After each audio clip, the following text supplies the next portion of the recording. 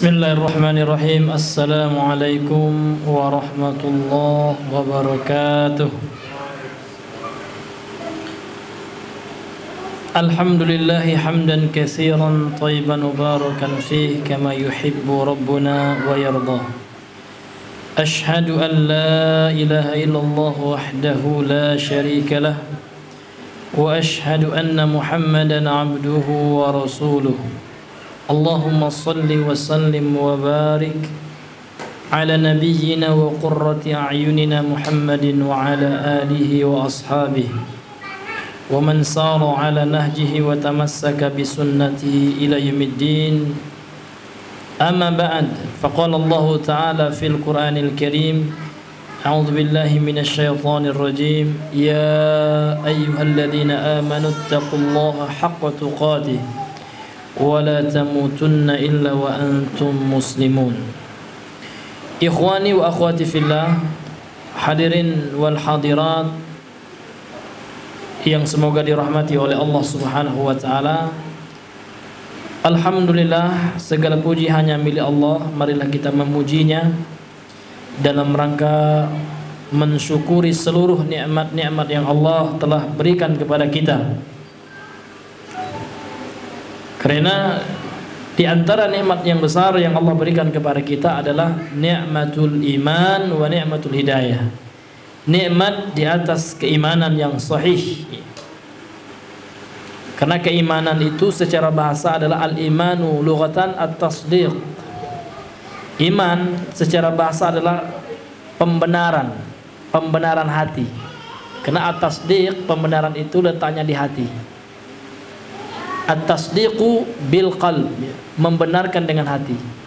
Jadi sesuatu yang kita benarkan, sesuatu yang kita imani, sesuatu yang kita yakini, maka tatkala sesuai dengan apa yang Allah turunkan, kemudian apa yang datang dari Nabi sallallahu alaihi wasallam, itulah al-iman, itulah keimanan. Karena beriman saja tidak cukup, melainkan iman selalu akan didahului dengan ilmu. Ilmu saja tanpa keimanan juga tidak cukup dan tidak berarti. Sebagaimana orang-orang Yahudi, mereka berilmu, mereka ya'rifunahu kama ya'rifuna abna'ahum. Allah Subhanahu wa taala menerangkan tentang pendeta-pendeta orang Yahudi, ya'rifunahu, mereka mengetahui tentang kerasulan Rasulullah sebagaimana mereka mengetahui kondisi anak-anak mereka. Kapan lahirnya anak-anak mereka tahu.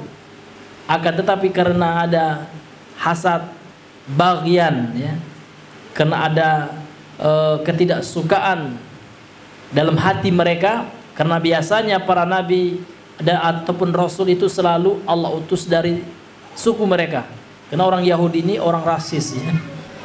Ya, makhluk yang paling rasis itu Yahudi. Ya, namun tiba-tiba ada rasul, ya, yang berasal dari Bani Ismail, ya, bukan dari Bani Israel, sehingga mereka tolak, padahal telah jelas kebenaran itu datang dari Taurat yang mereka yakini akan kerasulan Nabi Muhammad sallallahu alaihi wasallam. Namun karena, ya, su'ul qasd, ya, karena maksudnya jelek, ya, itu. Karena para ulama mengatakan kesesatan itu disebabkan oleh dua perkara biasanya, gitu. Yang pertama adalah su'ul qasdi atau su'un niyah, buruknya maksud orang itu dalam beragama dan buruknya niatnya, gitu. Meskipun dia orang yang pakar, orang yang berilmu, namun tatkala niatnya sudah rusak, ya, maka boleh jadi ilmunya itu hanya dia gunakan untuk mendapatkan, melampiaskan hawa nafsunya.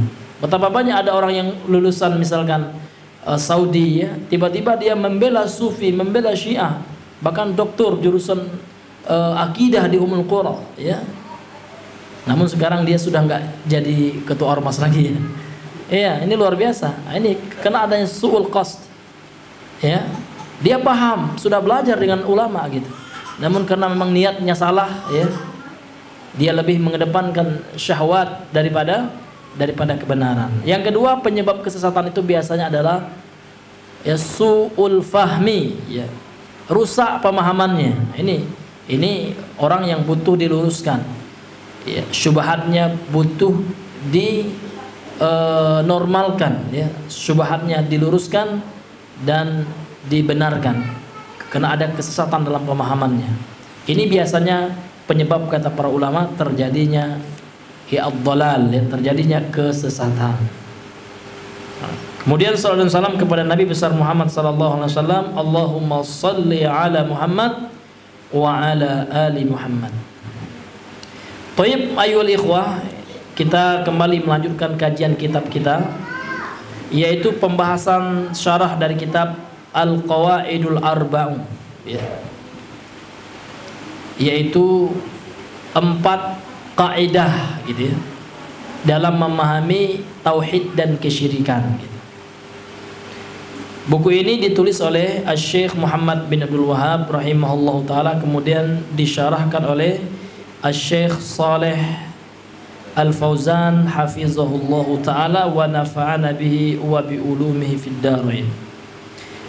Pada pertemuan kita yang lalu kita masih mensyarahkan muqaddimah, ya, kalau nggak salah itu masih pada muqaddimah yang dijelaskan oleh Syekh Saleh Al-Fauzan, ya, tentang kunci-kunci kebahagiaan. Di muqaddimah ini ada perkataan yang sangat indah, perkataan yang syarat akan faedah, ya, dari penulis kitab, yaitu dari Syekh Muhammad At-Tamimi atau Muhammad bin Abdul Wahhab At-Tamimi rahimahullah, ya, unwanus sa'adah, tentang kunci-kunci kebahagiaan. Siapa di antara ikhwah masih ingat ada 3 katanya kunci kebahagiaan? Apa aja tuh bang? Wa iza, ya, u'tiya syakara. Itu kunci yang pertama. Supaya kita bahagia di dunia ini, yang pertama, dan apabila u'tiya, diberi nikmat oleh Allah, syakara, dia bersyukur. Itu. Kemudian wa idza batuliya, dan apabila dia diberikan cobaan, diberikan musibah, sabaro, dia bersabar. Kemudian yang ketiga, wa iza aznabah, dan apabila dia berbuat dosa, istaghfara, dia memohon maghfirah atau memohon ampun. Nah, ini yang akan dijelaskan oleh beliau. Kita masuk poin yang kedua. Kalau nggak salah itu batasan kita yang terakhir.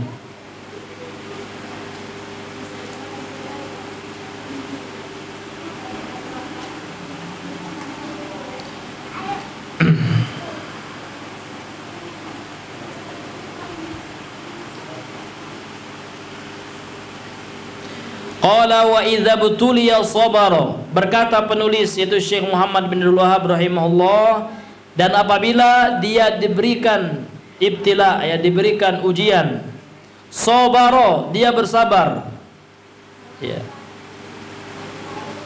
Qala Allah azza wa jalla, Allah azza wa jalla yabtalil ibada wa yabtalihim bil masaib, kata beliau. Allah subhanahu wa ta'ala, Allah azza wa jalla, azza itu yang maha agung, ya, wa ala yang maha tinggi kedudukannya. Yabtalil ibad, Allah itu senantiasa, ya, selalu, ini pakai fi'il mudhari yang mana istimrar, ya, selalu akan, ya, akan menguji hamba-hambanya, wa yabtalihim, dan menguji mereka bil masaibi, ya, dengan memberikan musibah. Jadi siapapun dari hamba Allah pasti Allah berikan musibah gitu. Ya. Dan musibah itu tidak seluruhnya adalah teguran Allah, tidak. Bahkan kalau teguran Allah pun itu baik, karena Allah masih sayang kepada seseorang yang ditimpakan musibah gitu.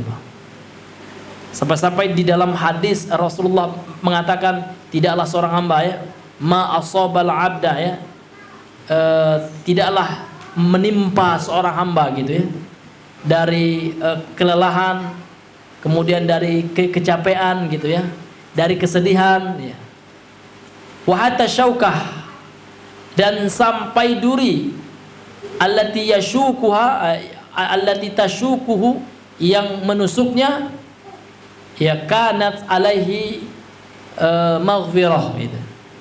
Ya, maka itu akan menjadi maghfirah, ampunan, ya, bagi orang yang terkena musibah tersebut, ya. Makanya tatkala kita diberikan musibah, supaya dapat pahala, rumusnya apa, nih? Sabar gitu. Dan sabar itu sendiri dibagi 3 oleh para ulama, ya. As-sabru fi taatillah, sabar dalam melaksanakan ketaatan. Wasabru ya ala ma'siyatillah, bersabar untuk tidak bermaksiat gitu. Kemudian wasabru ala aqdarillah, dan sabar ya dalam menerima ketentuan takdir dari Allah Subhanahu wa taala. Itu sabar itu yang itu termasuk pengertian dari sabar.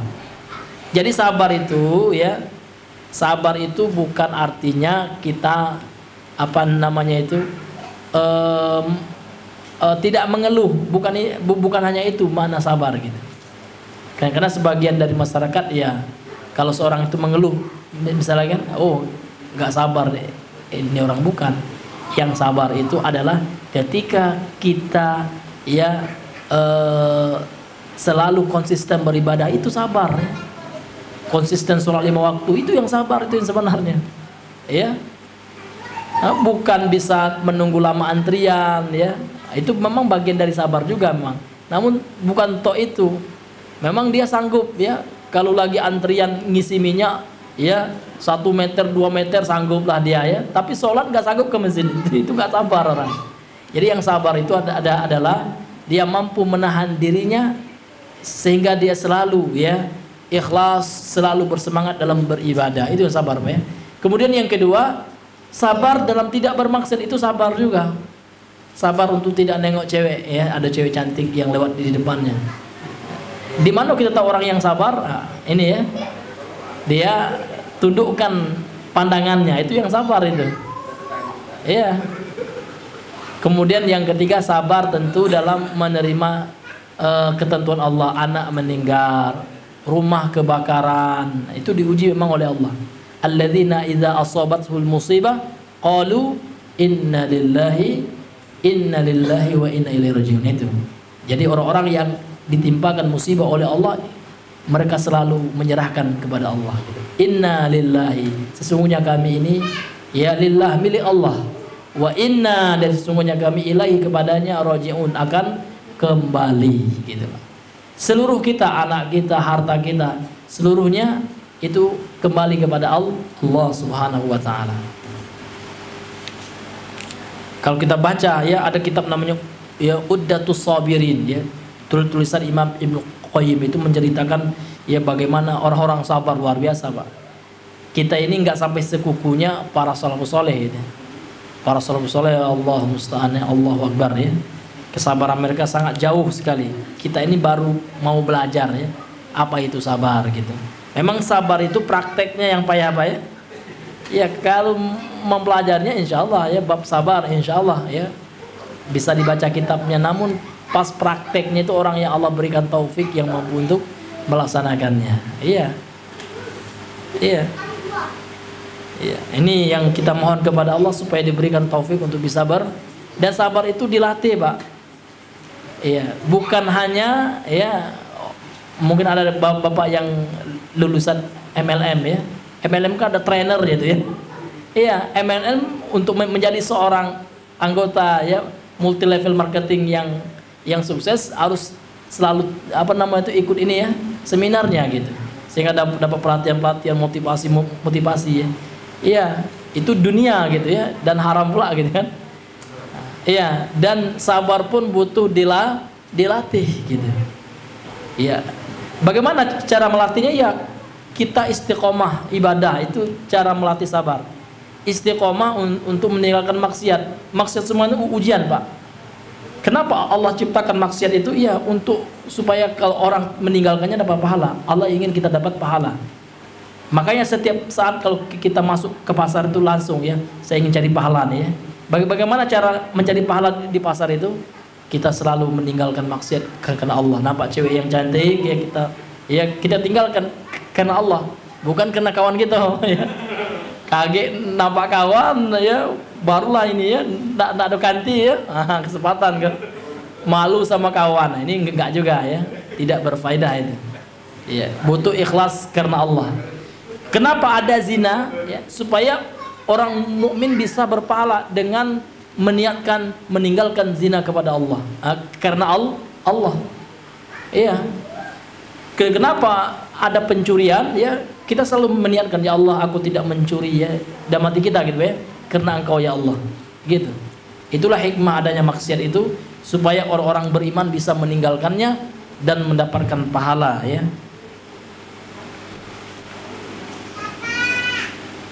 Qala sallallahu alaihi wasallam, innallaha iza ahabba qauman ibtalahum. Bersabda Rasul sallallahu alaihi wasallam, ya, sesungguhnya Allah apabila mencintai sebuah kaum, apabila Allah mencintai suatu kaum, maka Allah mengujinya, maka Allah akan mengujinya. Faman radiya falahu ridha. Barang siapa yang ridha dengan musibah dari Allah, maka dia akan mendapatkan keridhaan Allah. Faman sakhata fa'alaihi sukhtu. Dan barang siapa yang tidak ridha, yang marah dengan musibah dari Allah, maka dia akan mendapatkan kemarahan dari Allah. Jadi nggak boleh, Pak, ya. Jadi kalau kita dapat musibah itu jangan pernah sekali-kali menyalahkan Allah. Saya pernah ada pengalaman, Pak, ya. Ada seorang bapak-bapak sakit, ya, Pak. Namun yang bukan membuat saya sedih itu bukan sakitnya bapak itu, Pak. Udah kurus, ya. Namun bapak itu sakit nggak sholat, sakit dia menyalahkan Allah, gitu. Nah, ini bapak tuh, ya, qadarullah, orang Minang lah, Pak, ya. Nggak adil tuh nala katanya. Gitu. Karena orang Minang tuh agak-agak ada pula, Pak, ya. Kayak pelapasan Kristen kadang-kadang Allah, ya, Tuhan Allah, gitu, ya. Ada juga orang Minang gitu, tapi nggak seluruhnya, gitu, Pak, ya. Dia nggak adil Tuhan Allah katanya. Iya, nauzubillah min zalik, dari perkataan yang seperti itu. Nggak boleh, nggak adil. Allah Subhanahu Wa Taala memberi sakit itu rahmat itu. Memang kita nggak boleh cari-cari penyakit, Pak, ya. Nggak boleh. Karena Allah Subhanahu Wa Taala melarang kita untuk menjatuhkan kita ke dalam mara bahaya, untuk menjatuhkan kita ke dalam kehancuran, ya kan? Wala tulqu bi aidikum ila tahlukah. Jangan engkau jatuhkan diri kalian ke dalam kehancuran, kata. Nggak boleh. Namun tatkala datang penyakit yang itu bukan, ya, keinginan kita, namun dia datang, ini adalah musibah dari Allah. Dengan sakit itulah insyaallah kalau kita niatkan, ya Allah, ya, saya mohon ampunkan dosa saya, ya Allah, dari sakit yang menimpa saya, misalnya. Itu luar biasa, Pak. Namun syaratnya ridho, gitu. Maka berdasarkan hadis ini, faman radiya falahu ridho, wa man sakhita falahu sukhtu. Ya, barang siapa yang ridho, ya, dengan takdir Allah Subhanahu Wa Taala, ya, yang ridho itu artinya tidak mengeluh, gitu, tidak menyalahkan Allah, menerima, melok baik, gitu, ya. Ya, ikhlas menerimanya, gitu. Kemudian kata beliau, para ikhwas sekalian, wa a'dhamun nas, ini hadis sahih, ya. Hadis ini akhrajahu at-Tirmizi. Hadis ini dikeluarkan oleh Imam at-Tirmizi fi Zuhdi, dalam kitabnya Az-Zuhud. Babu ma jaa fi sabri alal bala, ya. Bab, ya, hadis-hadis yang datang tentang datang tentang masalah musibah. Dan hadis ini juga diriwayatkan oleh Ibnu Majah fil Fitan, dalam kitabnya Al-Fitan, babu sabri alal bala, bab bersabar atas musibah, gitu. Ini hadis dari sahabat Nabi Anas bin Malik, gitu. Wa qala at-Tirmizi, kemudian Imam at-Tirmizi mengatakan hadisun gharib, hadis ini asing, gitu, ya. Kemudian hadis ini wa akhrajahu Ahmad, dikeluarkan juga oleh Ahmad. Ini ada di catatan kakinya, ya. Ya. Dan seterusnya. Kemudian juga hadis ini diriwayatkan oleh Imam Ibnu Hibban fi sahihi, dalam sahihnya, yakni dalam sahih Imam Ibnu Hibban, ya. Kemudian Imam Ibnu Hibban, ya, mengatakan hadis ini sahih. Kemudian Imam At-Tirmizi dalam perkataan beliau yang lain tentang hadis ini, ya, ya, juga seperti itu, ya. Taib. Kemudian Rasulullah SAW bersabda, wa a'zamun nasi bala'an al-anbiya'i summal amsali fal amsal. Ini hadis juga dikeluarkan oleh Imam At-Tirmizi. Beliau mengatakan hadisun hasanun sahih, hadis hasan sahih. Rasulullah bersabda, wa a'zamun nasi bala'an, dan manusia yang paling besar musibahnya al-anbiya'i, adalah para nabi. Jadi kita ini nggak ada apa-apanya, gitu, Pak, dengan musibah yang ditimpa oleh para nabi, dan bahkan nabi itu ada yang dibunuh, Ya, Nabi Zakaria dibunuh. Ya, alaihi salatu wassalam. Bahkan Nabi Isa disiksa oleh kaumnya. Mau disalib ya. Namun yang disalib bukan beliau. Yang disalib adalah pengkhianat ya. Wa ma qataluhu, maka Allah Subhanahu wa taala menolak klaim orang-orang Nasara yang mengatakan telah membunuh serta mensalib Nabi Isa. Maka Allah mengatakan wa ma qataluhum ya wa ma salabuhum walakin syubbiha lahum ya. Dan mereka tidaklah membunuhnya, yakni membunuh apa namanya itu wa ma qataluhu ya. Dan mereka tidaklah membunuh Nabi Isa. Wa ma salabuhu, dan juga tidak mensalibnya, walakin syubbiha lahu. Akan tetapi orang yang disalib itu adalah orang yang diserupakan dengan Nabi Isa gitu. Nah, ini bukan sebagaimana keyakinan umat-umat Nasara ya, umat Kristen ya, yang mengatakan Nabi Isa itu dia bilang ini ya, Nabi Isa itu adalah orang yang apa namanya, Tuhan katanya ya, Tuhan yang menebus dosa gitu ya. Pertanyaannya, mungkinkah Tuhan mati gitu? Ini nggak bisa sampai sekarang dijawab oleh pendeta itu. Kalian kan yakin Yesus Tuhan nggak? Ini kan namanya pakai bahasa Yunani mereka kan. Kalau Isa itu bahasa Arab, ya bahasa Yunani kan Yesus ya. Kalau menurut kalian Yesus itu Tuhan ya, namun bagaimana Yesus di kayu salib? Hidup atau meninggal? Dia mengatakan meninggal. Aduh, apakah mungkin Tuhan mati? Nggak masuk akal Pak ya. Itu bukan sifat Tuhan betul itu. Karena Tuhan itu maha sempurna ya, jauh daripada kematian gitu ya. Sekarang kalau seandainya Tuhan mati, siapa yang membunuhnya gitu? Oh, yang bunuhnya Tuhan Bapa gitu. Masa Tuhan sama Tuhan saling bunuh-bunuhan kan gitu? Ya nggak masuk akal gitu Pak ya. Iya, ini luar biasanya mereka gitu ya. Cuman ikut-ikutan, karena orang Nasara itu yang paling taklid Pak, yang paling fanatik tanpa ilmu itu orang Nasrani. Makanya mereka itu udah waladhdallin ya, orang yang sesat, orang yang kuat beramal ya, namun tanpa ilmu. Namun orang Yahudi kebalikannya, mereka beramal namun tidak berilmu. Mereka berilmu namun tidak beramal. Orang Islam pertengahan ya, mereka beramal dengan ilmu kan gitu. Ini sebagaimana apa namanya itu, tafsir dari firman Allah dalam surat terakhir dari surah Al-Fatihah itu ya, ayat yang ke-7 ya kan? Iya. Ghairil maghdubi alaihim waladdallin gitu. Bukan jalan orang-orang yang kau murkai ya Allah, dan bukan pula jalan orang yang sesat.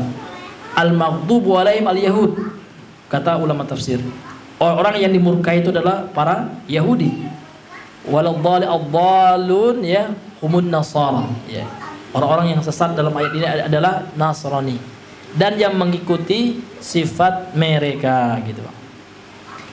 Jadi ya, berdasarkan hadis ini kita ketahui yang paling besar yang mendapatkan cobaan siapa Bang? Para nabi. Dan nabi yang paling besar cobaannya adalah nabi yang paling agung di sisi Allah, itu Nabi Muhammad sallallahu alaihi wasallam ya. Beliau yang paling besar cobaannya gitu. Summal amsalu fal amsalu ya, kemudian yang serupa gitu, yang di bawahnya derajatnya ya setelah nabi adalah para wasiddiqun ya, orang-orang yang jujur ya. Wa ra'sus siddiqin ya, orang yang paling jujur itu adalah Abu Bakar As-Siddiq ya. Maka As-Siddiq itu artinya jujur ya, yang paling membenarkan risalah Rasul sallallahu alaihi wasallam, agama yang dibawa oleh nabi gitu. Kemudian wasyuhada ya, para orang-orang yang sudah meninggal di medan perang ya, orang-orang yang mati syahid. Wassalihun ya, kemudian orang-orang saleh ya. Ini manusia yang paling besar cobaannya. Jadi kalau seandainya ada orang yang berdakwah tidak mau diuji oleh Allah, ini berarti dipertanyakan dakwahnya gitu. Karena Rasulullah saja yang tidak kita ragukan lagi, manusia yang paling sukses berdakwah itu bukan kita Pak ya, yang paling sukses itu adalah Rasulullah gitu. Namun walaupun beliau sukses dalam dakwahnya, namun dakwahnya penuh dengan penuh dengan onak dan duri. Jalannya tidak mulus gitu ya. Penuh dengan ya jalan-jalan yang berduri dan jalan yang terjal. Bahkan beliau berdakwah ke Taif dilempari sama batu. Ya dilempari dengan batu lah ya oleh penduduk Taif. Iya. Bahkan beliau pas sholat ya dilempar oleh Abu Jahal kalau saya nggak salah itu dengan kotoran onta. Dan banyak lagi ya yang mereka lakukan kepada Nabi sesuatu yang tidak manusiawi oleh orang-orang kafir Quraisy. Ini cobaan untuk Nabi. Karena memang Rasulullah sendiri yang mengatakan dan beliau mengatakan ini adalah wahyu dari Allah. Wa ma yantiqu 'anil hawa in huwa illa wahyu yuha. Apa yang beliau sampaikan itu bukan hawa nafsu gitu. Bukan dari pemikiran semata, bukan dari pendapat pribadi, bukan. Namun yang Rasul sampaikan adalah wahyu yuha. Wahyu yang Allah wahyukan kepada beliau ya. Apa kata beliau ya? Inna a'dhaman nasi bala'an al-anbiya ya. Sesungguhnya manusia yang paling besar cobaannya adalah para nabi. Tsummal amsalu fal amsal. Kemudian yang di bawahnya gitu ya, yang ketakwaannya, kesolehannya di bawah ketakwaan dan kesolehan Nabi sallallahu alaihi wasallam. Jadi kita ini wajib dicoba oleh Allah. Ya dicoba dengan keluarga, dicoba dengan lingkungan gitu. Ini biasa.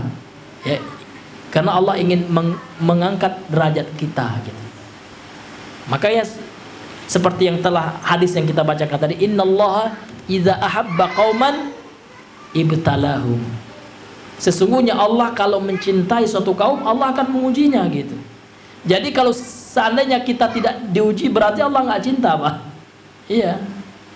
Kalau kita mulus-mulus saja tanpa ada haters ya, tanpa ada orang yang benci itu, Allah nggak cinta. Karena memang begitulah sunnatullah. Begitulah skenario dari Allah Subhanahu wa taala. Karena Allah ingin menguji kita seberapa besar keimanan kita kepada Allah. Disitulah kita bisa mengamalkan ibadah sabar. Kalau nggak diuji nggak sabar kita gitu. Supaya nggak bisa kita mengamalkan ibadah sabar gitu.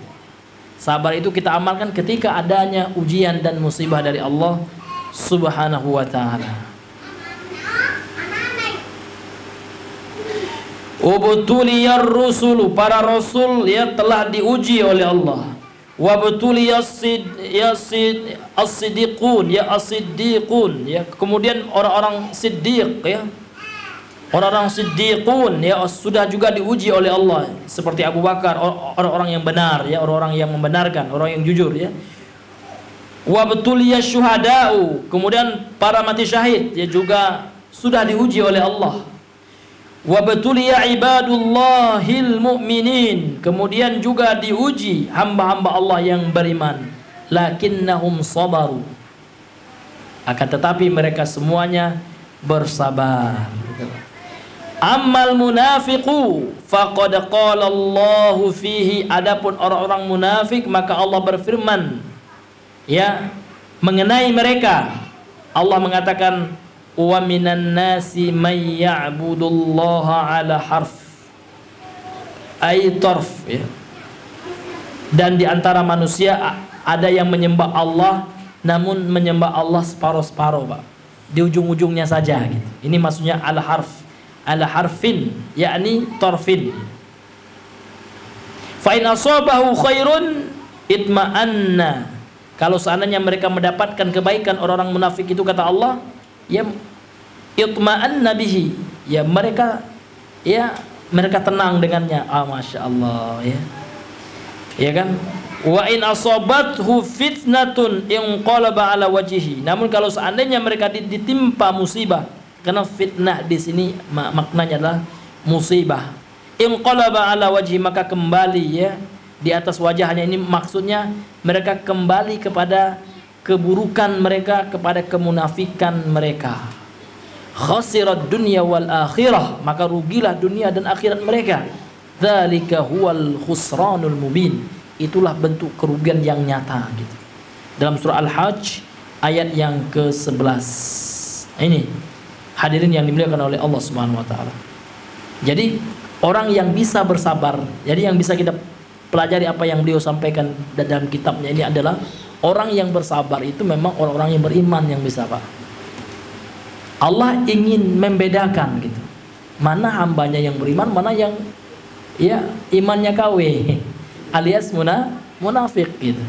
Kalau orang yang beriman itu ketika dicoba mereka, ketika diuji sabaru, mereka bersabar. Nah, namun kalau orang munafik kan enggak. Kalau dapat yang untung-untung dalam Islam ya, kalau dapat yang enak-enak, wah ya, mereka nomor satu, Pak. Kalau ada ya kemenangan Rasulullah ketika ada perperangan kan ada itu harta rampasan perang namanya ghanimah ya, fai gitu. Nah, itu orang munafik sangat ini pas pembagian harta rampasan perang itu mereka nomor satu, Pak. Munculnya pas perang tidak ada lagi orang munafiknya. Mana orang-orang dekati? Iya, kabur mereka ya. Pas ibadah setelah subuh dekati mereka gitu, Pak. Tapi pas orangnya rame-rame sholat, ya mereka harus tampil nomor satu, Pak, orang munafik itu. Karena memang orang munafik ini, Pak, mereka itu pansos orangnya gitu. Kalau bahasa kita sekarang ya. Iya, suka pansos di media kan gitu. Suka unjuk gigi lah, Pak ya. Namun di depan orang aja, Pak. Namun kalau di belakang, nah itu. Di depan orang Masya Allah ya. Namun di belakang luar biasa ya. Mereka ada musuh Allah ya. Di depan orang mereka adalah orang yang paling saleh, orang paling taat luar biasa, Pak. Ya kalau lihat orang munafik itu ya. Namun kalau nggak ada orang bahkan nggak sholat ya. Ada juga saya pernah lihat gitu. Namun ini bukan memvonis munafik nggak, Pak ya. Namun sudah ada gambaran sifatnya gitu, Pak. Kalau di kampungnya, oh luar biasa dia ustadz di kampungnya gitu, Pak ya. Iya. Namun pas dia kerja nggak ada orang kampungnya atau satu dua orang aja orang ke kampungnya, oh dia tuh tidak ada sholat dan dia tuh katanya gaya apa itu kalau khutbah Jumat di kampungnya ya. Pas dengan saya kerja mana tidak sholat dia kan, sekali-kali pergi pula dia ke gereja tua tuh kan. Nah ini orang munafik, Pak ya. Meskipun munafiknya munafik kecil gitu. Karena sudah kita bahas, Pak ya, munafik ada dua. Ada munafik yang mengeluarkan pelakunya dari Islam, yaitu orang pura-pura Islam, keyakinan yang menyangkut keyakinan. Dia sebenarnya kafir, namun pura-pura Islam gitu, Pak. Untuk menipu umat Islam dan untuk menghancurkan Islam dari dalam gitu. Kemudian ada munafik namun dari segi amal. Ya dia tidak meyakini kekufuran, enggak kufur, hatinya tetap Islam ya. Namun amalnya ini ya di depan orang aja amalnya gitu ya. Kalau di belakang enggak ada orang ya, amalnya amal amal buruk, maksiat dia. Namun di depan orang Allahu Akbar, Pak ya. Subhanallah. Soleh luar biasa, Pak ya. Namun amalnya adalah ya amal zahir saja ya gitu, Pak. Namun orang yang beriman tidak. Orang yang beriman itu sama aja, luar dalamnya sama, Pak ya. Apa yang mereka lakukan ketika tidak ada orang, bahkan ketika tidak ada orang malah tambah banyak ibadahnya. Iya. Di depan orang mungkin yang wajib-wajib sah saja gitu, Pak ya. Namun di luar ya mereka sebagaimana para sahabat. Umar bin Khattab itu orang yang paling banyak menangisnya. Bahkan disebutkan di dalam cerita beliau, kisah beliau ya, di matanya ini ada garisnya. Namun beliau tidak pernah menangis di depan orang sekalipun gitu. Namun ketika tahajud ya terlihat ya, bukan beliau memperlihatkan diri, enggak, terlihat orang beliau adalah orang yang sangat menangis ya, sangat banyak menangisnya. Makanya Imam Ibnu Qayyim pernah mengatakan orang-orang dahulu, orang soleh, para sahabat dahulu, yabkuna ma'a taqwa ya, mereka itu bertakwa namun tetap menangis gitu. Dengan ketakwaan mereka yang banyak, yang luar biasa, dengan amal mereka yang luar biasa, mereka tetap takut kepada Allah. Namun orang sekarang ya, ini di masa Imam Ibnu Qayyim loh, ratusan tahun yang lalu ini, di masa beliau pun sudah jauh berbeda dengan masa sahabat gitu. Karena beliau jauh dari sahabat juga ya. Dan orang-orang sekarang, kata beliau, yadhakuna ma'azunubihim, mereka tertawa meskipun banyak dosa yang mereka lakukan ya. Ya, orang soleh saja zaman dulu, orang yang banyak ketakwaannya luar biasa tinggi nilai takwanya, itu banyak menangis kata beliau. Namun orang sekarang yang banyak dosanya nggak pernah nangis ya. Ya ketawa be dia. Makanya beliau mengatakan ibeku ya, menangislah kalian gitu. Ya. Karena sesungguhnya para salafus soleh, para sahabat dahulu dengan ketakwaan mereka yang sangat luar biasa, mereka adalah orang-orang yang banyak menangis ya. Namun menangis mereka bukan saat buat vlog, Pak ya. Iya, bukan di IG menangisnya atau di konten YouTube, bukan. Mereka depan orang nggak mau nangis, sahabat ya. Mereka menangis ketika tidak ada yang lihat, ya kan? Karena mereka mengamalkan sabda Nabi SAW, 7 orang yang Allah akan naungi kelak di padang mahsyar yang sangat panas sekali, Pak. Bahkan dalam hadis diceritakan bahwasanya matahari ini saking panasnya 1 mil lagi dari kepala kita gitu. Namun ada orang nanti yang orang kepanasan dia dapat naungan. Ya kayak AC gratis dari Allah gitu, Pak ya. Dia tetap dingin gitu. Siapa mereka yang terakhir? Wa rajulun dzakarallaha khalian. Seorang laki-laki yang berzikir kepada Allah sendiri, nggak ada yang lihat. Fafadat ainah. Dan maka mengalirlah air matanya. Nggak ada yang lihat. Khalian, sendiri saja. Bukan rame-rame, Pak ya, bukan zikir jemaah rame-rame ya. Ataupun depan kamera, enggak ya. Karena memang orang dahulu itu, Pak, mereka mengatakan uktum ya hasanatikum kama taktumu sayiatikum. Iya, tutupi kebaikan kalian sebagaimana kalian menutupi keburukan kalian. Kalau orang sekarang kan enggak.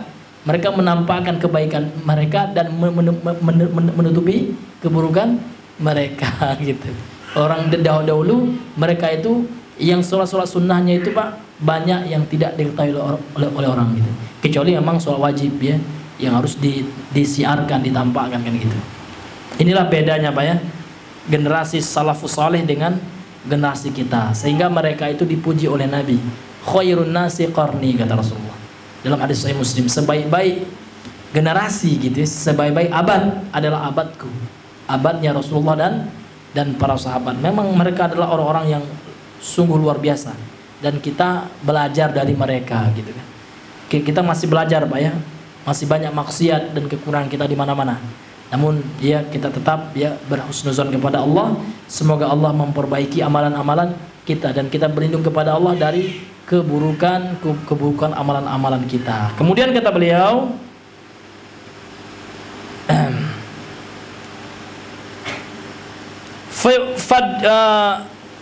fad dunya laysat da'iman na'iman. Maka dunia ini tidaklah selalu berupa nikmat. Wa tarafan wa maladzatin wa sururan wa nusran. Dunia ini tidak ya selalu merupakan nikmat dan tidak selalu merupakan kesenangan gitu dan kelezatan, kebahagiaan dan pertolongan, tidak. Jadi dunia yang Allah berikan kepada kita ini tidaklah selalu itu nikmat. Boleh jadi dia itu adalah nikmah, bukan nikmah ya, nikmah ya. Pakai qaf dia, kalau pakai ain nikmat ya. Iya. Boleh jadi dunia ini adalah nikmah, ya, azab bagi kita. Iya. Betapa banyak orang itu yang diberi azab dengan hartanya oleh Allah, sehingga dia tidak bisa ya mengatur hartanya. Dia gunakan untuk ya ke diskotik lah hartanya, ya Pak ya. Dia gunakan untuk main perempuan, ya. Jadi harta yang Allah berikan itu azab baginya sebenarnya. Maka berhati-hatilah dengan dunia, kata beliau. Laisat da'iman hakaza, Allahu yudawiluha bainal ibad. As-sahabatu afdalul ummati fa idza jara alaihim minal ibtila'i wal imtihani qala Allah ta'ala wa tilkal ayyamu nudawiluha bainan nas. Ya, dan tidak ya selalu dunia itu adalah kesenangan ya, dan tidak selalu seperti itu, kata beliau. Dan Allah yudawiluha bainal ibad, dan Allah Subhanahu wa taala selalu ya mengganti-ganti ya dunia itu kepada para hambanya ya, di antara para hambanya ya. Jadi terkadang dunia itu memang nikmat, Pak, ketika pelakunya bisa menyalurkan dan memanfaatkan dunia itu untuk mendekatkan diri kepada Allah, itu nikmah. Itu Pak ya. Dan terkadang juga dunia itu azab gitu Pak ya. Dan azabnya luar biasa, Pak. Azab harta ini. Orang bisa lupanya luar biasa, Pak. Kalau orang miskin, Pak, ya, mungkin dia suatu ketika tahu dia miskin gitu Pak ya. Iya, nak beli sabu dah kasih duit. Bang dah kasih duit dia miskin. Ya. Nak melakukan maksiatnya mahal, Pak. Nak masuk neraka itu rupanya mahal juga, Pak. Tidak ada yang gratis juga ya. Iya, bukan hanya masuk surga yang butuh pengorbanan gitu, Pak ya. Namun masuk neraka pun mahal gitu. Iya. Nah ini. Jadi memang dunia ini selalu Allah tukar kedudukannya. Iya. As-sahabatu afdalul ummati. Para sahabat adalah umat yang paling utama, yang paling afdal. Generasi yang paling afdal itu adalah generasi para sahabat. Para sahabat Nabi ya. Madza jaru alaihim minal ibtila'i wal imtihan ya. Apa yang terjadi pada mereka daripada ujian ya dan bala dari Allah Subhanahu wa taala. Allah Subhanahu wa taala berfirman atas para sahabat, wa tilkal ayyamu, dan hari-hari itu hari-hari yang penuh dengan ibtila ya, dengan ujian dan imtihan itu, nundawiluha bainan nas ya, selalu kami ganti-ganti ya, kami berikan kepada manusia, namun tidak hanya dikasih bala saja, enggak, tidak hanya dikasih ujian saja, terkadang dikasih nikmat juga, jadi diganti-ganti oleh Allah Subhanahu wa taala. Itu maknanya nudawiluha ya, kami perganti-gantikan kepada manusia ya. Ini dalam surah Ali Imran ayat yang ke-140 ya. Faliwattinil abdu nafsahu annahu idza ubtuliya fa inna hadza khassan bihi fa hadza sabaqa li awliyaillahi yuwattinu nafsahu wa yasbiru wa yanzurul faraja minallahi ta'ala wal afiyatu lil muttaqin. Kemudian beliau mengatakan di sini ya, faliwattinil abdu, hendaknya seorang hamba ya mawas diri ya, hendaknya dia memperhatikan nafsahu, dirinya, annahu, dia iza ubtuliya, kalau seandainya diuji, diberikan bala oleh Allah Subhanahu wa taala, fa inna hadza laisa khassan bihi, sesungguhnya ya bala itu musibah yang Allah berikan kepada seorang hamba itu bukan khusus untuk dia saja gitu ya, karena Allah memang memberikan semua hambanya pasti diberikan oleh Allah musibah. Ada waktunya kita yang terkena ya. Terkadang yudawiruha, Allah pergantikan, yang lain lagi yang terkena musibah gitu. Maka kalau seseorang terkena bala, kata beliau ya, maka dia harus mawas diri. Fahadha sabaqo li auliyaillah, dan musibah yang menimpa itu juga sudah mendahului mereka, para wali-wali Allah dahulu gitu. Maka yang harus dilakukan adalah yuwattinu nafsahu, dia mawas diri, dia betul-betul perhatikan dirinya supaya tetap sabar ketika menerima ujian dari Allah Subhanahu wa taala, wa yasbiru, dan bersabar, wa yandurul faraja, dan menantikan jalan keluar dan kemenangan ya dari Allah Subhanahu wa taala, wal afiyatu lil muttaqin, dan kebaikan tentu kesudahannya itu akan diperoleh oleh orang-orang yang bertakwa gitu. Ini yang kedua ya. Kan ini masih membahas tentang apa, Pak? Tentang 3 kunci bahagia. Coba ulangi lagi Bang. Kunci yang pertama tadi apa, Bang? Hah.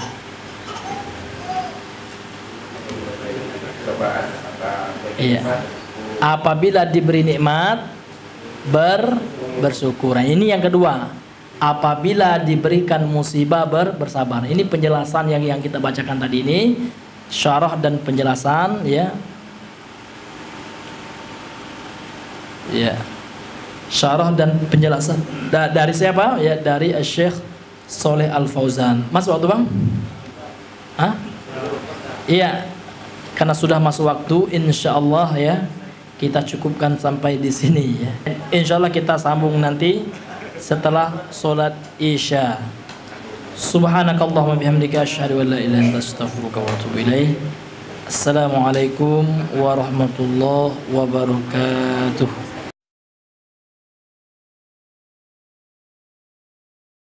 Bismillahirrahmanirrahim. Assalamualaikum warahmatullahi wabarakatuh. Alhamdulillahi rabbil alamin wal aqibatu lil muttaqin wala udwana illa 'alal zalimin. Ashhadu an la ilaha illallah wahdahu la syarika lah wa ashhadu anna Muhammadan 'abduhu wa rasuluh. Allahumma salli wa sallim ala hadzal nabiyil karim wa ala alihi wa ashabihi wa sallama tasliman katsira, amma ba'd. Ayyuhal ikhwah wa ayyatuhal akhawat, a'azzani Allah wa iyyakum. Kembali kita melanjutkan pembahasan kita masih pada syarah penjelasan muqaddimah pendahuluan dari kitab Al-Qawaidul Arba' yang kita bahas ini. Jadi tanda orang yang mendapatkan kebahagiaan apabila diberi nikmat, wa idza u'tiya syakara, apabila diberi nikmat dia bersyukur. Wa idza butuliya, dan apabila diberikan cobaan, diberikan musibah gitu, sabara, dia bersabar. Kemudian kita masuk penjelasan yang terakhir. Wa idza aznaba, dan apabila dia berbuat dosa, istaghfara, maka dia beristighfar, yaitu memohon maghfirah, memohon ampun kepada Allah Subhanahu wa taala. Karena yang namanya manusia tidak ada yang maksum. Maksum itu terpelihara dari dosa, kecuali al-anbiya wal mursalun, kecuali para nabi dan rasul. Ini akidah ini, Pak. Ini keyakinan usuluddin, ya, usulul i'tiqad. Ini keyakinan pokok dari Islam, terkhusus ahlus sunnah wal jamaah. Berbeda dengan agama Syiah gitu, Pak. Karena Syiah meyakini bahwasanya para imam mereka, para, kalau di kampung kita mungkin kiai mereka gitu ya, ini seperti nabi, bahkan melebihi kedudukan nabi gitu. Maksum para imam mereka, terbebas dari dosa. Makanya salah seorang imam mereka itu, Pak, ini diceritakan dalam kitab yang judulnya Lillahi walit tarikh, demi Allah dan demi sejarah gitu ya. Ini buku ditulis oleh salah seorang yang mantan ya ulama Syiah. Kemudian beliau rujuk ya kembali kepada akidah Ahlussunnah wal Jamaah, namun setelah rujuknya beliau dicari dan dibunuh. Jadi buku ini beliau sempat tulis, ini bisa Bapak download di PDF ya, ada. Banyak dijual pun ada. Iya. Jadi pada suatu ketika beliau menceritakan, ini tragis sekali, Pak. Diceritakan kalau kita cerita, namun kita jadikan ini pelajaran ya. Jadi suatu ketika dia dan Khumaini Ayatullah, salah seorang pendeta Syiah yang terkenal nih ya. Ini maksum ini, Pak. Pas beliau meninggal itu, Khumaini ini kan kapannya itu diperbutkan, ini bisa Bapak lihat di YouTube ya. Ini ada kapannya itu diperbutkan oleh pengikutnya gitu. Mencari berkah gitu ya, untuk zimal atau apalah gitu ya. Jadi pada suatu ketika yang mantan Syiah yang rahimahullah yang terbunuh ini, dia menemani Khumaini ya ke Irak gitu. Karena Iran dan Irak itu dekat. Dan Irak sebagian besar kan penganut Syiah Rafidhah, nauzubillah ya. Jadi suatu ketika berhentilah mereka ke rumah salah seorang pengikut Syiah. Pas mereka berhenti ke rumah itu, Masya Allah penyambutannya, Pak, luar biasa, bahagia sangat orang yang punya rumah. Ini imam ini ya, imam yang maksum, yang sudah memegang kunci surga datang ini gitu kan. Jadi diservislah kami ya, kata Syekh yang sudah keluar dari Syiah, yang sudah syahid insyaallah ya, yang dibunuh oleh orang Syiah ini. Ya, disambut ke kami bahagia. Kemudian waktu itu kami datang malam hari gitu ya kan. Dan pas malam hari itu mereka menyambut kami dengan hidangan yang sangat luar biasa, yang paling lezat yang mereka punya di keluarga. Tidak terkecuali juga anak-anak mereka juga ikutkan bersama imam supaya dapat berkah kan gitu. Tabarruk gitu Pak ya. Nah, ngalap berkah dengan Imam Khumaini. Dan ada salah seorang anak dari penunggu rumah itu, pemilik rumah itu yang waktu itu kalau tidak salah masih berusia 6 tahun katanya. Dan Khomeini melirik tajam kepada anak ini. Ya kan? Dan setelah itu apa Pak? Setelah itu Khomeini mengatakan, insya Allah malam ini aku akan menikahi anakmu ini dengan kawin kontrak, kawin mut'ah. Karena dalam agama Syiah, kawin kontrak itu adalah ibadah yang sangat luar biasa Pak, pahalanya. Maka apa yang terjadi, ini anak kecil nih Pak, anak kecil katanya, masih 6 tahun gitu Pak, masih SD lah gitu. Maka apa, dipaksanya sama ayahnya. Dan waktu itu saya sendiri, meskipun saya Syiah, saya enggak, ya hati kecil saya enggak menerima itu. Ini apa orang tua bangga nih, ya mau sama anak kecil kan seperti itu. Dan saya sampai malam enggak tidur, saya mendengar rintisan apa namanya itu, isak tangis anak kecil itu ya. Sampai malam itu masih terdengar isak tangisnya gitu. Ini kan sama na'udzubillah orang ulama Syiah yang diagungkan oleh orang Syiah. Dan ini fakta apa ya, di dalam bukunya. Dan dia ini memang mantan ulama besar dari Syiah yang sudah bertobat gitu. Ini luar biasa. Jadi kita harus hati-hati Pak ya. Karena sekarang ya Syiah sudah mulai ya, bahkan disambut, bahkan karena Syiah ini luar biasa, sumber pepercahan memang Syiah. Bahkan para dinasti Abbasiyah dahulu, raja-rajanya runtuh adalah pengkhianatan dari Syiah juga. Nah Syiah ini luar biasa Pak, mengaku Islam ya, namun akidahnya sudah di luar keyakinan Islam. Seperti mereka mengkafirkan sahabat yang Islam mereka itu hanya sejumlah kecil saja, Ali, istri-istrinya gitu kan, ya anak-anak Sayyidina Ali, itu saja yang Islam menurut orang-orang Syiah. Namun selain mereka kafirkan. Abu Bakar kafir ya, Utsman kafir, Umar apalagi gitu ya. Bahkan istri Rasulullah aja, Ibunda Aisyah ini dikafirkan ya oleh orang Syiah. Makanya kita harus berhati-hati gitu. Dan harus mawas diri dan memelihara diri kita dan anak keturunan kita jangan sampai terpengaruh oleh ajaran Syiah yang sekarang mulai berkembang Pak. Maka kalau Bapak ada TV parabola, ada Al-Hadi Channel, nah itu salah satu TV-nya Syiah itu ada Pak. Iya. Kemudian channel-channel mereka sudah banyak sekarang gitu. Iya, yang harus kita mewanti-wanti dari mereka. Thayyib. Qala wa idza aznaba istaghfara, dan apabila berdosa ya dia beristighfar. Ini kunci bahagia itu ya. Ammal ladzi idza aznaba la yastaghfiru wa yastazidu minadh dhunubi fahadha syaqiyyun wal iyadu billah. Adapun orang-orang yang berbuat dosa namun enggak pernah minta ampun, bahkan malahan dia menambah dosanya, yastazidu, minta ditambah dari dosanya, inilah ciri syaqi. Ya syaqi itu kalau bahasa kita orang yang celaka gitu. Jadi bagaimana kita tahu orang itu celaka Pak? Orang yang enggak mau bertobat. Dia tahu salah ya, namun tidak pernah menyadari kesalahannya. Sedangkan orang-orang yang bersalah, berbuat dosa dan dia bertobat, ini Allah cintai Pak ya. Bahkan Allah mengatakan dalam penggalan dalam salah satu surah ya, dalam surah Al-Baqarah, Allah mengatakan innallaha yuhibbut tawwabina wa yuhibbul mutatahhirin. Sesungguhnya Allah itu cinta orang yang bertobat, cinta Pak. Namun orang tobat nasuha. Ya ayyuhalladzina amanu tubu ilallahi taubatan nasuha. Allah perintahkan kita tobat yang sebenarnya gitu. Tobat yang memenuhi kriteria dan persyaratan diterimanya tobat. Karena para ulama kita di antaranya Al-Imam An-Nawawi rahimahullah ya, dalam syarah Sahih Muslim, Al-Minhaj fi Syarhi Sahihil Muslim, beliau mengatakan ada minimal 3 syarat gitu Pak ya.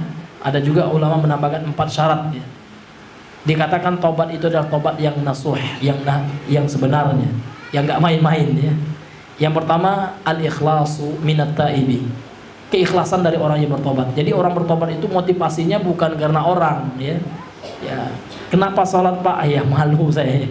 Kok nggak sholat apa kata tetangga? Ini nggak bertobat ya. Karena motif dan dorongannya itu Pak ya karena orang, bukan karena Allah. Kenapa kok Bapak sudah berubah Pak ya? Dahulu maaf ya Pak ya, Bapak ini kan garam ya, suka nyolong gitu. Iyalah ya, saya udah tua ya, kalau saya mencuri mungkin saya menjadi bulan-bulanan orang, ntar baru mati saya. Nah, ini meninggalkan maksiat ini bukan karena Allah nih, takut manusia. Kok Bapak nggak korupsi lagi Pak? ya bapak kan korup terkenal nih, gimana mau korupsi ya, sudah dicopot dan jabatan katanya. Nah ini enggak korupsi, ini bukan bertobat juga Pak. Makanya tobat nasuha itu ulama mengatakan, di antara Imam An-Nawawi ya kan, harus didasari dengan keikhlasan. Kenapa Pak bapak nggak korupsi lagi? Haram Pak korupsi itu, ya kan, korupsi itu Allah haramkan, itu kecurangan gitu. Jadi dia tinggalkan korupsi karena Allah. Itulah yang ikhlas tuh Pak. Jadi ikhlasnya beda dengan rela Pak. Karena banyak juga orang mengatakan ikhlas itu ya seperti kita ngasih orang ya, kemudian kita nggak mengharapkan tanpa pemberi. Bukan hanya itu ikhlas sih. Itu terlalu sempit definisi atau pengertian itu. Karena ikhlas itu adalah ya kan, lillahi. Lillahi ta'ala itu yang ikhlas. Karena Allah. Belum tentu orang yang tanpa pamrih lillah Pak. Ya, ada orang kafir, pemain bola. Dia suka membantu juga, menyumbang donasi. Mereka kan tanpa pamrih juga. Namun motifnya adalah humanity. Karena hanya faktor kemanusiaan, dan ini tidak dikatakan ikhlas. Yang ikhlas itu adalah anta'mala lillahi wahdahu la syarikalah. Engkau beramal karena motifnya Allah. Kenapa Bapak bersedekah Pak? Karena Allah perintahkan. Wa anfiqu, kata Allah, berinfaklah kalian mimma razaqnakum, dari apa yang telah kami rezekikan, dari harta-harta kalian yang kalian peroleh itu.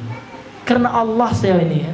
Bukan hanya tanpa pamrih ya. Tanpa pamrih itu adalah buah dari ikhlas gitu.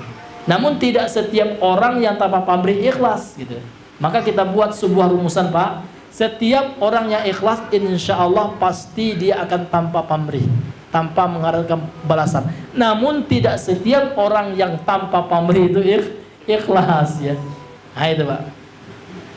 Kemudian syarat yang kedua apa Pak? Syarat yang kedua an ya'zama alla ya'uda fi ma'siyati. Dia harus bertekad, harus ada azam, keinginan yang kuat gitu Pak dalam hatinya ini, untuk tidak mengulangi perbuatan dosa yang pernah dia lakukan lagi. Nah itu yang ketiga, harus ada tekad. Namun Pak Ustadz ya, namun saya terjatuh lagi Pak Ustadz, tobat lagi, ya kan? Maka disebutkan dalam hadis qudsi, ya kan? Qala abdi, kata Allah, hambaku berkata, ya kan? Ya Rabb, istaghfirli gitu. Wahai Tuhanku, ampuni aku, ya. Kemudian hambaku ini berdosa lagi gitu. Ya. Dan setelah itu hambaku ini berkata lagi, ya Allah ampuni aku, berdosa lagi, sampai 3 kali dalam hadisnya. Maka Allah mengatakan ya, selama hambaku ini meyakini dia punya Allah, punya Tuhan yang mengampuni dosa, maka selama dia bertobat, aku akan mengampuni dosanya. Maka pelajaran dari hadis qudsi ini Bapak, kita jangan pernah berputus asa dari bertobat gitu. Meskipun bertobat ngulang maksiat lagi, bukan berarti hadis ini nyuruh kita tobat sambal Pak ya. Udahlah ya, ntar saya tobat, itu enggak seperti itu Pak, enggak boleh seperti itu ya. Orang bertobat niatnya apa Pak? Niatnya pingin ngulangi, ini enggak sah tobatnya. Dia bertobat itu memang ada tekad. Nah, makanya syarat yang kedua, tekad yang kuat untuk tidak mengulangi dosa yang pernah dia lakukan gitu Pak. Meskipun terkadang dia terjerumus ke dosa yang sama, namun jangan putus asa sampai ajal terakhirnya. Kalau ajal terakhirnya dalam keadaan bertobat, insya Allah husnul khotimah. Namun na'udzubillah ya, rupanya pas ajalnya pas maksiat pula dia gitu. Dikhawatirkan, ditakutkan su'ul khotimah. Na'udzubillahi min su'il khotimah. Kita berdoa kepada Allah, memohon dijauhkan dari su'il khotimah. Kemudian yang ketiga, kalau seandainya maksiatnya ini ya berhubungan dengan hak Allah yang dia langgar, ya, yang tidak merugikan manusia, maka hubungan dia dengan Allah saja, dia mohon ampun kepada Allah saja. Namun kalau seandainya dosanya ini terkait dengan hak anak Adam, hakul adamiyin, ya, terkait dengan hubungan hablum minan nas, sesama manusia, maka otomatis dia harus menyelesaikan dengan manusia itu, karena Allah tidak bisa ya Iya. Seperti apa Pak? Misalkan dia nyolong dulu, maka dia harus kembalikan harta yang dia curi kalau dia ingin bertobat gitu. Kalau enggak, nanti dia menjadi orang yang bangkrut di akhirat. Karena dalam hadis Sahih Muslim, Rasulullah pernah bertanya kepada para sahabatnya, "Atadruna manil muflis?" Tahukah engkau wahai para sahabatku siapa orang yang pailit, yang bangkrut kelak di akhirat? Sahabat kan langsung jawab dengan kriteria dunia gitu ya. Qalu al-muflisu indana, para sahabat menjawab, orang yang bangkrut itu kalau menurut kami sekarang ini ya Rasulullah adalah orang yang tidak memiliki dinar dan dirham ya. Bangkrut orang itu ya, rugi dia. Maka Rasulullah sesungguhnya orang yang sebenar-benar bangkrut adalah orang yang datang di hari kiamat dengan banyak pahala. Namun karena di dunia wasyatama haza ya, wa qadhafa haza, dia pernah mencaci ini, kemudian memfitnah, berbuat zina orang lain gitu ya. Wa daraba haza, pernah berbuat zalim, memukul orang yang lain, mencuri dan lain sebagainya, berbuat zalim terhadap orang lain, maka dia harus ya mengembalikan kezolimannya itu dengan mentransfer pahala ya kepada orang yang dia zoliminya. Fa in faniyat min hasanatihi, kalau seandainya kebaikannya itu nol ya, habis Pak, tekor dia ya, maka konsekuensinya dia harus menanggung dosa orang yang dia fitnah, yang dia gibah ya Pak ya, yang dia pukul dulu. Ada orang suka mukul, ini hati-hati Pak ya, mukul itu. Kalau orangnya nggak rela kita pukul, ini sampai ke akhirat urusannya. Kecuali memang kita bertobat, berusaha mencari orang yang pernah kita tonjok dulu Pak, namun nggak ketemu-ketemu gitu. Nah, insya Allah dengan kita mendoakan kebaikan baginya, Allah ampuni. Nah itu Pak. Namun kalau orang santai-santai aja ya, iya. Nah, ini Pak ya. Atau korupsi juga. Korupsi itu luar biasa Pak. Uang rakyat yang dimakan itu. Maka dia harus bertanggung jawab ya, mempertanggungjawabkannya di hadapan Allah untuk orang banyak itu. Kalau nggak ada lagi kebaikannya, otomatis dia harus ya menanggung dosa orang yang dia zolimi itu Pak. Dan akhirnya apa? Akhirnya kebanyakan dosa dia, ditimbang dosanya yang banyak, faulqiya finnar, akhirnya dia dicampakkan, na'udzubillahi min zalik, ke neraka jahanam ya. Au kama qala Nabi sallallahu alaihi wasallam, atau sebagaimana yang disabdakan oleh Nabi sallallahu alaihi wasallam. Maka pentingnya kita bertobat. Kalau berhubungan dengan hak manusia, kita cepat-cepat minta dihalalkan, minta diridhokan ya, minta diridhoi dari manusia yang pernah kita zolimi ya, yang pernah kita ambil haknya, yang pernah kita jatuhkan harga dirinya gitu Pak. Kemudian kata beliau, jadi orang yang celaka itu nggak mau bertobat, itu orang yang celaka rupanya. Dosanya terus bertambah namun tidak sadar-sadar. Ini nauzubillah Pak. Nauzubillah misalnya, itu orang yang celaka. Lakinnal abdal mu'mina, akan tetapi seorang hamba yang beriman. Nah, ini sifat seorang hamba yang beriman kata beliau.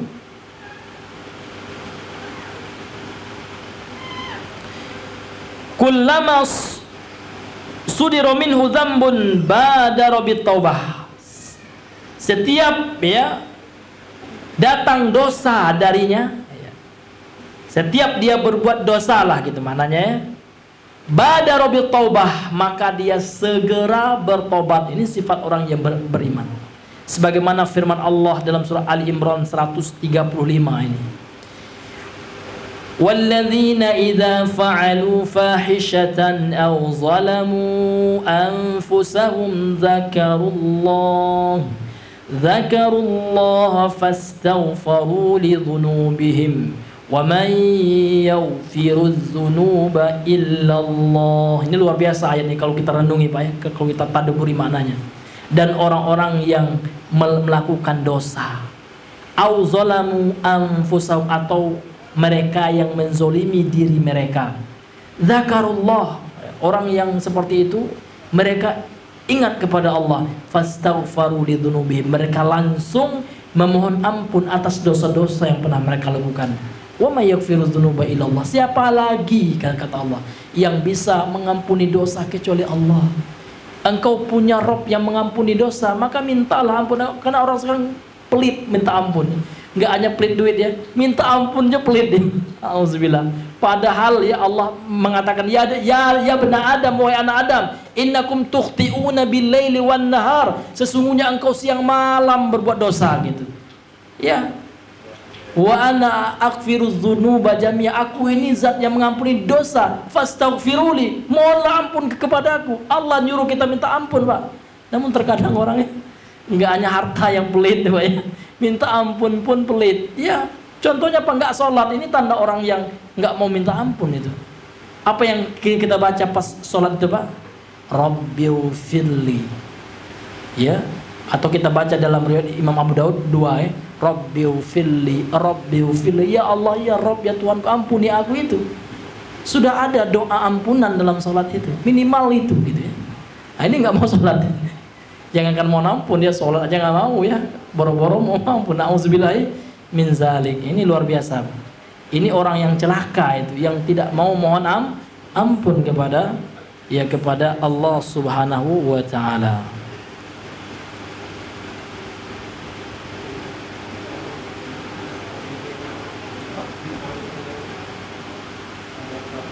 Kemudian kata beliau, Bapak Ibu yang dirahmati oleh Allah, ini kebetulan ya qadarullah kita pakai PDF ya, bukunya dicacatnya nggak ketemu ya. Ini sudah kita kirim filenya kepada panitia kita Bang Ijal ya.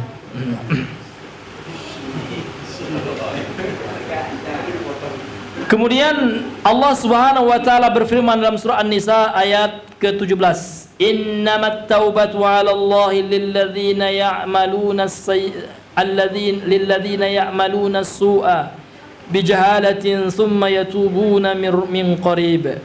Sesungguhnya taubat itu ya bagi Allah, atas Allah terima taubatnya lilladzina ya'maluna as-su'a, bagi orang-orang yang melakukan dosa, perbuatan keburukan bijahalatin, karena kebodohan, thumma yatubuna min qarib, kemudian ya mereka segera ya bertobat kepada Allah Subhanahu wa taala. Apa yang dimaksud dengan kebodohan dalam ayat ini? Maka ulama mengatakan wal jahalatu laisa ma'naha adamul ilm.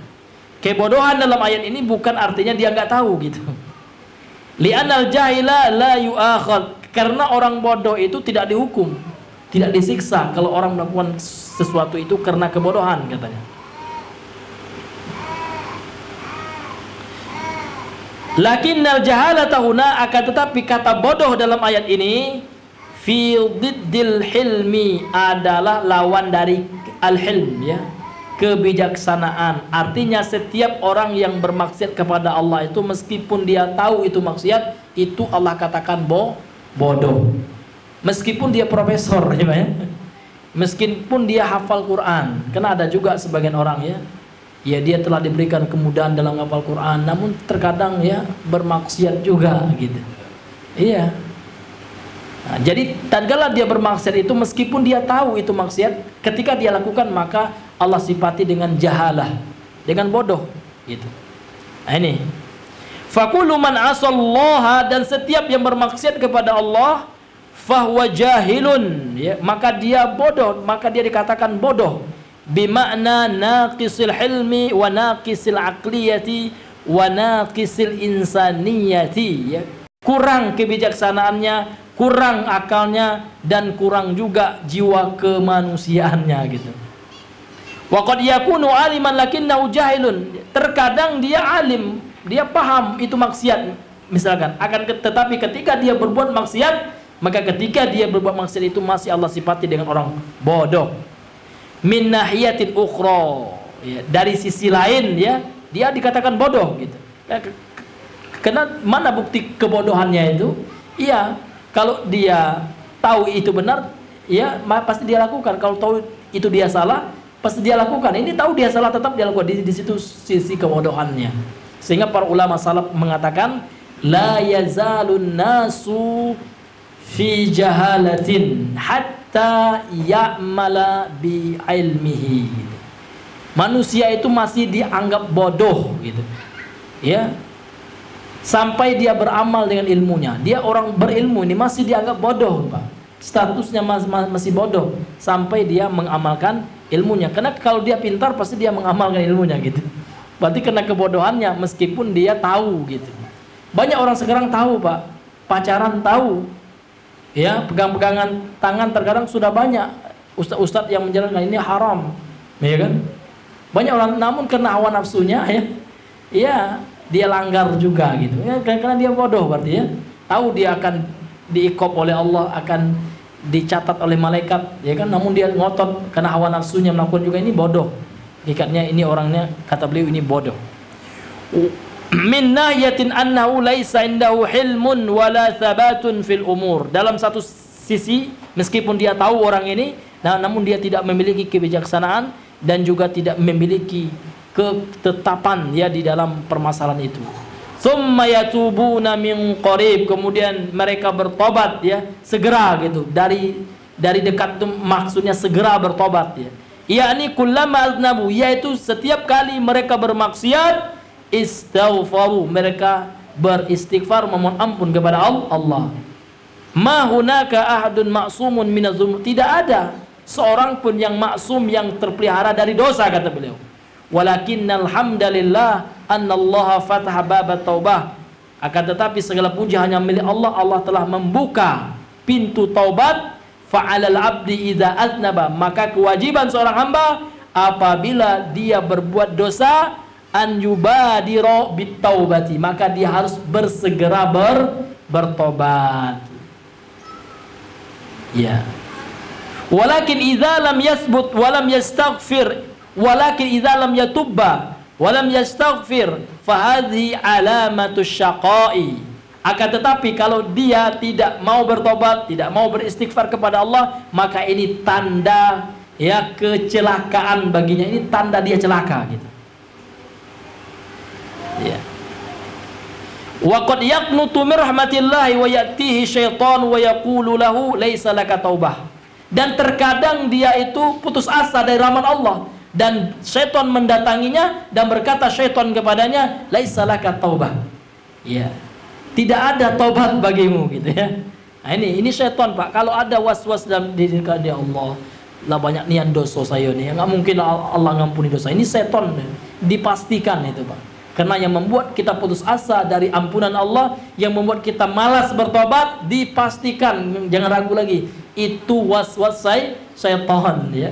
Baik itu syaitan yang dari golongan jin, maupun ada teman kita syaitan dari golongan manusia. Kau udah bertobat pula. Kemarin ini masih sama saya di kedai tua ya, nggak bertobat sekarang. Nah, itu syaitan dari golongan manusia, dipastikan, Pak, jangan ragu lagi ya. Yang menyuruh orang untuk tidak bertobat itu, Pak, syaitan. Maka kita bahagia ada teman kita bilang, ya akhi tub ilallah, wahai saudaraku bertobatlah engkau kepada Allah. Itu masya Allah itu pasti malaikat yang memisiki, Pak ya. Itu dai itu, Pak, penyeru ke jalan Allah itu. Namun penyeru ke jalan api neraka itu yang menghalangi kita untuk bertobat. Nah, nak berjilbab pula sekarang ya. Dahulu seksi model gitu ya. Ada juga teman yang seperti itu, Pak. Ini temannya setan ini, Pak. Iya, meskipun berwujud manusia, setan dari kalangan manusia itu. Dipastikan, Pak, jangan ragu lagi. Menghalangi orang untuk bertobat, untuk hijrah, untuk kembali ke jalan Allah. Nak sholat pula, ada juga, Pak ya. Cemoohan seperti itu ya. Nah, itu ujian bagi orang yang mau bertobat dan mau berhijrah seperti itu biasanya ya. Ya, kemarin masihlah ya main band sama dengan saya. Ini nak mau pula dengar musik gitu kan. Terkadang orang yang bertobat dibilangnya pula munafik ya, munafik gitu ya. Orang yang mau bertobat dibilang munafik. Ente yang munafik gitu ya. Yang nggak mau bertobat kan seperti itu. Nah, ya. Ini ya. Terkadang itu, Pak, yang tanpa kita sadari seperti itu. Hadil umur salasu idza utiya syakara. Ya, 3 hal ini apabila seorang hamba itu diberi, dia bersyukur, wa idza btuliya sabaru, apabila dia dicoba ya, diberikan musibah dia bersabar, wa idza aznaba istaghfar, apabila dia berdosa dia memohon ampun. Hiya unwanu sa'adah, dia yang 3 ini adalah tanda-tanda atau ciri-ciri kebahagiaan atau kunci kebahagiaan bisa juga. Man wuffiqa laha nalat sa'adata, barang siapa yang diberikan taufik ya untuk melaksanakan 3 hal ini, maka dia akan memperoleh ya kebahagiaan yang sebenarnya ya. Wa man hurima minha, dan barang siapa yang tidak mendapatkannya, terhalangi dari yang 3 hal ini, ya, au min ba'di, atau terhalangi dari sebagiannya, fa innahu syaqiyyun, maka dialah orang yang celaka itu. Jadi kalau nggak ada sifat tiga ini pada awal Pak, artinya salah satu bagi kita yang ada bersyukur tapi nggak pernah bertobat ya. Harus ada tiga hal ini Pak, baru dikatakan orang itu beruntung gitu. Namun kalau tidak ada tiga ini, atau hanya ada satunya, hanya ada duanya, maka kata beliau ini alamat, ini pertanda orang itu celaka. Maka ini tiga hal Pak ya, apabila kita diberi nikmat, kita ngapain Bang? Bersyukur. Apabila kita diberikan ujian ya, musibah, apa yang kita lakukan? Bersabar. Yang ketiga, apabila kita berbuat dosa, apa yang kita lakukan? Bertobat. Langsung bertobat. Badara bin taubah. Langsung gitu Pak ya. Bersegera itu artinya. Bertobat. Barulah insyaallah seseorang itu sayanalus sa'adata. Maka seorang itu akan memperoleh as-sa'adah, kebahagiaan di dunia wal akhirah insyaallah, di dunia dan di akhirat. Tayyib ya, karena mengingat waktu ya, sebelum kita tutup, mungkin ada di antara para ikhwah akhwat, Bapak Ibu sekalian yang ingin bertanya, maka kami persilahkan. Ya.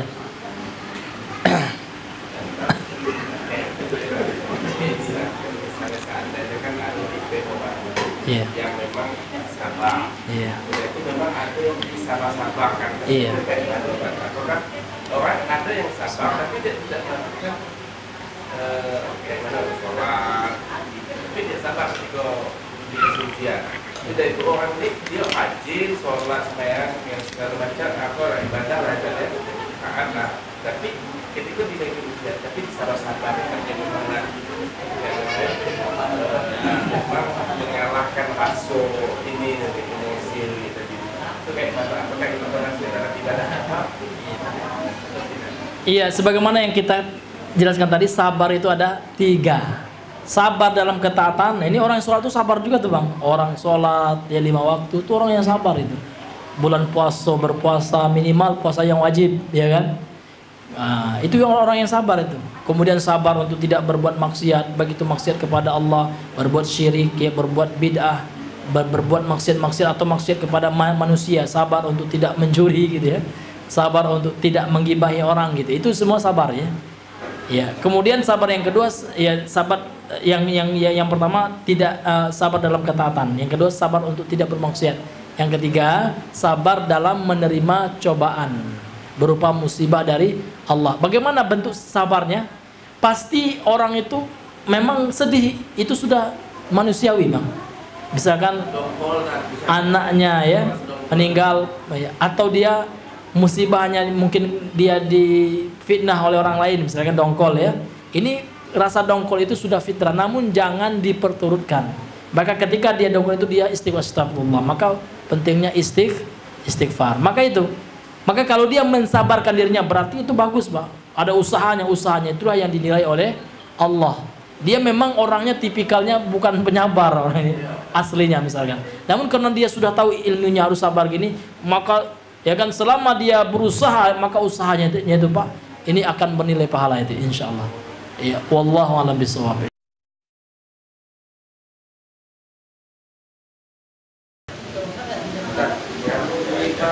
Ustaz pelaku bid'ah itu kan Ustaz yang pakai kayak YouTube lah misalnya.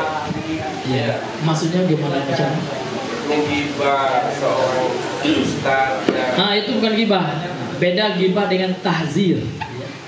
Kalau gibah itu Pak, niat kita itu memang ingin menjatuhkan harga dirinya, bukan karena alasan agama.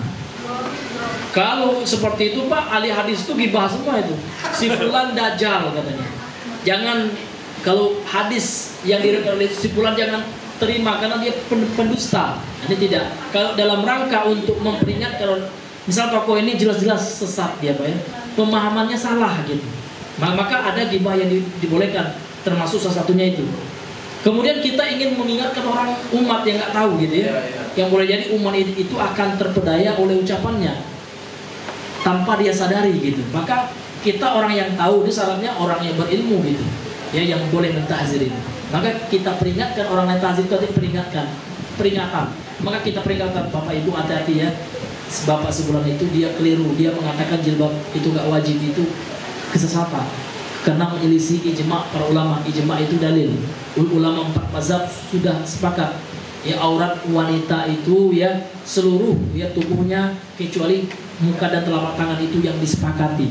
Sebagian ulama berpendapat seluruhnya, ya kan? Khilaf masalah cadar, apakah cadar itu wajib atau sunnah, itu saja. Tidak yang dikhilafkan ulama itu yang dipersisihkan ulama itu tidak mengaji bab namun cadar, Pak, ya. Itu namanya dalam bab memperingatkan orang lain dari kesesatan, gitu. Boleh. Bahkan jangan tidak orang sesat aja. Misalkan ada orang yang memang terkenal dia belum bertobat, ya, dia terkenal suka menipu misalkan. Boleh kita peringatkan orang, Pak, hati-hati dengan si Tono misalnya, namanya Tono ya. Tono itu suka menipu, sudah banyak orang yang ditipunya. Kita peringatkan orang lain dari kejelekannya dalam rangka supaya apa? Membendung kejelekan yang dilakukan. Seperti orang yang ngadu ke polisi. Berarti orang yang ngadu ke polisi itu dibahas semua dong gitu kan. Maka ada di situ riba yang dikecualikan. Wallahu a'lam bishawab.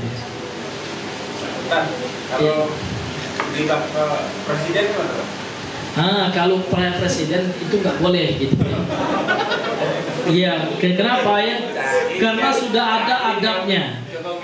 Ya, karena sudah ada adabnya ya. Karena Rasulullah mengatakan dalam hadis yang sahih ya, mangkana lahu ya, barang siapa yang ingin menasihati pemimpin ya, pemimpin Islam ya, maka hendaknya jangan dia katakan alaniyah ya, alaniyah itu artinya terang-terangan ya, falyakhud biadihi, maka hendaknya dia mengambil tangannya dan memberikan nasihat secara empat mata. Sudah ada aturan dari nabinya.